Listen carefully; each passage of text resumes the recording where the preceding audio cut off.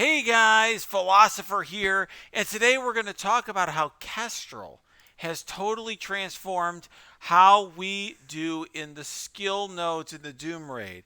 Now, what I will just tell you is if you're interested in Doom Raid, you definitely have to watch this video because we're going to show you the first ever one shot of the skill boss node in the Doom Raid.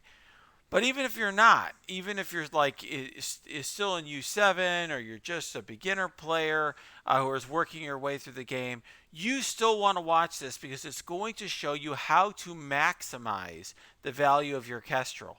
Everybody's going to get Kestrel for free. As I explained yesterday, you want to go all in on this event that's coming up this week because everyone can get a 4-star Kestrel for free or 5-star Kestrel for free. So how do you get the most out of this character?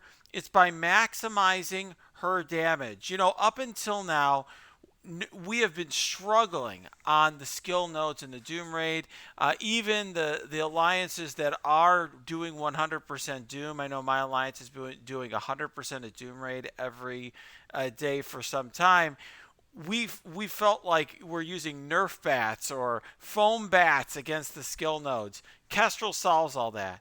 Immense damage, and the really key ability is her passive. And what the key ability is right here. It's a ping that she has, kind of like Black Bolt's burp, but it's very important.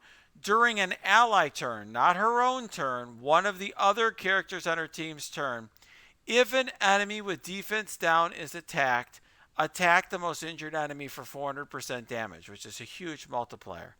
So really the key to getting the most out of Kestrel is to have her spread defense down to the team and her ability to do that, particularly her special, and then to have as many allies as possible, which means summons, pinging those defense down enemies. So if they just use their basic on defense down enemies, she is going to ping for 400% damage.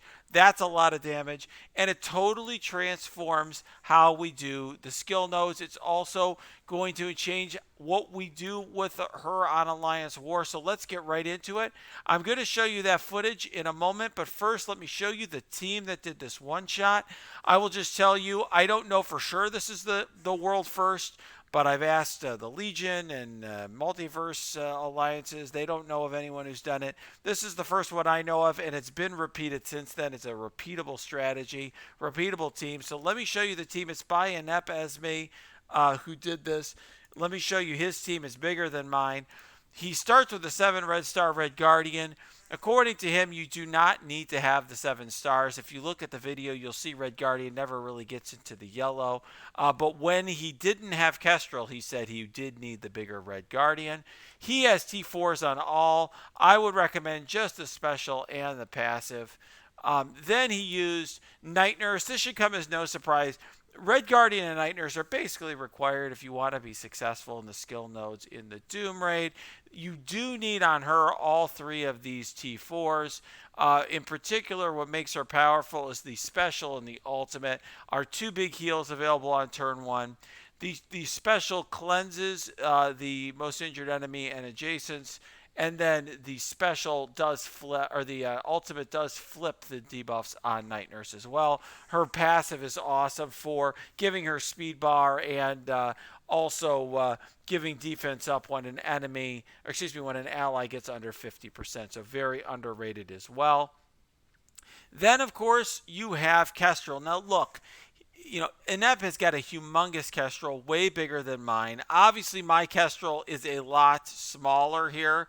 It is a 4-star Kestrel. This is probably closer to what most of you will end up getting after the event.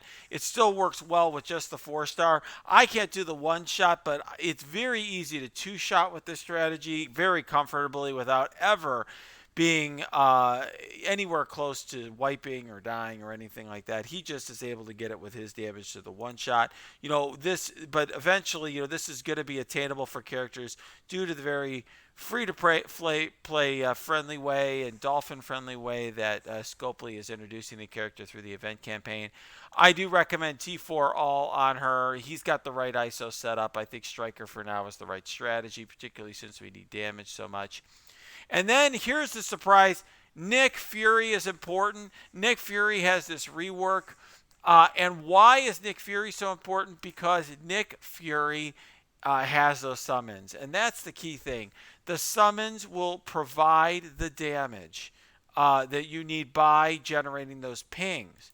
So if you look at the summons, he's got, if you notice, he's got the ultimate and the passive T Ford. So let's go to that right here, and I'll just show you on mine. I ended up copying him and doing the same. So if you look here, this gives you an additional potential summon, which is fantastic. That would be another potential 400% damage coming from Kestrel. This also ups the damages on the summons, which is nice. Then if you look here, and also, by the way, this also T4s the ability on the summon, which is a nice thing. And then if you look at the passive, this is huge. 20%. So this gives you an additional 20% chance, or this gives you 20% chance to grant speed up to self, shield minion, and Kestrel allies for a total of 50%. So he can speed up Kestrel, which is really, really nice. And he gets, instead of a 20% chance, a 30% chance to grant assist now to self or a random ally on each hero ally's turn. So that's huge. So, for example, if Kestrel is taking a turn, she's a hero, 30% chance to grant assist now to a random ally. And if that ally happens to be a shield minion, Kestrel, or Nick Fury, they gain offense up. So he could be giving offense up, let's say, to Kestrel. Very, very powerful. And by the way, if you notice, all of the characters so far are heroes. And that's a key important point here. These assists are part of the damage and part of the reason he's able to do the one shot. And if you if you look here, if you look at the last one of his after Nick Fury, who is the last character? Surprise, surprise! It is Black Widow.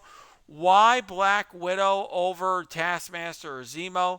The traditional team that people had been using prior to this, by the way, was, black people were using Proxima, Zemo, Night Nurse, Taskmaster, Red Guardian. And why? So why you drop Zemo and Taskmaster or Proxima for Black Widow? And first of all, she's a hero. And that's why I was mentioning that a moment ago, or hearkening to his passive. She can get those assist nows from Fury. Plus, her special cleanses Red Guardian and Fury, which is very nice. And she still has the stun on her ultimate, so you're not losing that you would get that control that you would get from Taskmaster. And on her basic, she does steal buffs, which is very powerful. He's using her as a striker right now. He tried her as skirmisher. It wasn't quite enough damage. Maybe when we get to Blue ISO, he'll be able to switch it over. He thinks that skirmisher would be better, but you just need the extra damage, because this is not an easy thing to pull off, guys. This actually takes a lot of skill. What I'm going to do now is actually show you the video, and we are going to walk through exactly what he did. I've walked through with him what the strategy is, and that would be very helpful here. Let me just tell you too, if you look here, you can see his positioning on these on this thing. I'm going to reload this here for a second. Hopefully we can get a little bit better of a resolution. There we go. So here we go on this. I want to show you the positioning. You're going to want to start out with Red Guardian on one side. So you see he's got Red Guardian, Night Nurse, Black Widow, Nick Fury, and then you've got Kestrel here. So what I would just say is that I actually would swap Kestrel and Nick Fury here. So why is that? Well, realistically, Kestrel could heal herself, and she's going to get a lot of extra. She can also is going to turn debuffs into buffs. Fury is a little bit more fragile. Now, one thing he points out is he's never had Fury even come close to dying, because Fury gets an extra 40% health now due to Kestrel, so it doesn't matter that much. You want to have Night Nurse next to Red Guardian. That's an important thing here. And that's because when Night Nurse gets down in health, she actually gets speed bar. Then you have Black Widow in the middle to stop chains. Now, if you notice in the very beginning here, you've got the speed up from Black Widow. Then you're going to use the summons from Fury. That is absolutely what you need to have there. And the key thing here now, if you'll notice with the summons, the whole thing, like I said, is about the Kestrel assists, the Kestrel pings, and so forth. So if you look here, one thing that he does is if you notice right here, he's using the Kestrel special before he's using the Kestrel Ultimate. So why is he using the Kestrel Special? It's actually because according to him, because actually getting Mystique down is very important. If you leave Mystique up, one of the few things that can wipe you here is if she mind tricks the wrong person and Kestrel ends up killing one of your allies. So he wants to be able to get Mystique down a little bit as well. So that's why he uses the Kestrel Special first to put defense down on 3 characters as opposed to going all in on the ultimate. So now she uses the mind trick on Red Guardian. Now notice what he's doing is he's using the basics. He's using the basics on the operative and so forth instead of using and I'm going to pause that for a second. So instead of using the stealth thing, he's using the basics just to get the ping from Kestrel. And on the shield security, he's using their ultimate instead of the basic because that ultimate ability or special, whichever gets a little bit more damage, even if it can't stun. Even though Doom can't really be stunned, he cleanses stun, though that's additional damage in there. And basically, he's going all in on Doom here. The goal is to get Doom down first. And you ideally can get some splash damage onto Mystique because, frankly, Mystique is an issue. She also has very long animations. And by the way, look at that. That was the ult from Kestrel onto Doom. It almost takes Doom down. One thing you should know also, Doom's passive does not trigger and give him ability energy here. So you don't even need that ability block to land. Even if it doesn't land, that's fine. You can actually use it on Cyclops if you want. You really don't want Cyclops to ult. One thing he said, by the way, is once you get Doom down, you really want to focus on Cyclops. He really basically just, views Maw as a secondary threat. You see he eats the ult here. He'll eat the special. He doesn't care about eating the ult and the special from Maw. He's much more concerned about getting down Cyclops before he ults because he does not want to have all that damage, which I think is really interesting here. Notice he's even saving the additional taunt from Red Guardian. The goal here is 100% to get down Cyclops. Now, in this wave, he says you really need to stun or ability block Psylocke because of sheet that's here at the bottom. Because if you stun or ability blocks, if you don't stun or ability block Psylocke, she's going to throw those debuffs back at you. That's actually a really important point here. And then your real priority targets then, once you control Psylocke, are going to be She-Hulk and then Mr. Fantastic. You want to stun She-Hulk, ideally. He does think that Mr. Fantastic is really underrated as a threat here because Mr. Fantastic, calls assists and strip buffs and things like that. His view is even when Proxima comes down here, you'll want to control Proxima, but you really care about controlling Psylocke and then killing Mr. Fantastic. The rest of these enemies are really not much of a threat. Once Maw's done his special and ult, he's not much of a threat because his cooldowns are so long. And you'll just see here it's really trivial. And all the damage is coming from these pings from Kestrel. And that's really what this is all about. And you'll just see here he's doing immense damage. And it's all because Fury is pumping out summons. And those summons are generating all of these additional attacks for Kestrel where she's pinging for 400% damage. That is what this is all about. You put the defense down, then you just ping, ping, ping with the minions. It's all just about the pings and Kestrel. She provides the damage. She gets you to the one shot. Now, you may be saying, okay, I'm not in this node. Why is this important? Well, I'll tell you. Even if you're not in the Doom raid, this shows you how to use Kestrel to her ultimate, right? To her utmost.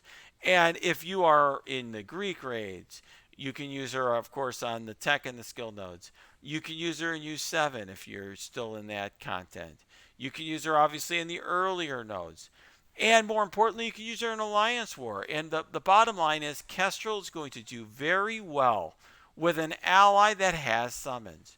So that means not only Nick Fury, but that means Doom with his Doom bots. That means Ultron with his Ultron bots. Those allies are going to be really helpful to her because every single one of those um, summons can just use their basic, and you will have all of this additional damage from Kestrel. It makes her very powerful. Now you could see here one of the real issues is just timing out. He's done this multiple times since this. He has not had any problem with being able to repeat it, but timing out remains an issue. As obviously once he gets more, the seventh star on Kestrel, I'm sure it will help. But the real issue is, look, we still need more characters in the game to do this well. This is really somebody who's just a very practiced raider who spends many hours trying to perfect his strategy, figuring out how to maximize these characters. So major kudos to him for that. So obviously we don't have the characters in the game to do this reliably if you don't have massive characters and level 5 ISO and all that. But what I want the rest of you, if you don't have characters that are super large, to get out of this is that Kestrel is an insanely powerful character, but she's only going to get maximum usage for you if you use her in the right team. Fury is particularly good with the synergy, particularly amazing. But any character that has summons, whether it's Ultron or Doom, it's going to be really, really helpful. All right, guys, so you got to see something really cool, kind of the first ever of the skill boss node in the Doom Raid being one shot. And more importantly, what you got to see is how to utilize your Kestrel well. And that's what I want you to see here, how Kestrel and Fury are such a power combo. And more importantly, how to get the most out of your Kestrel. All right, so if you like this video, smash that like button, subscribe to this channel, check out our Discord below. We discuss raid strategies and all sorts of things there. And of course, check out our Twitch stream. It's also linked below, and I stream most nights.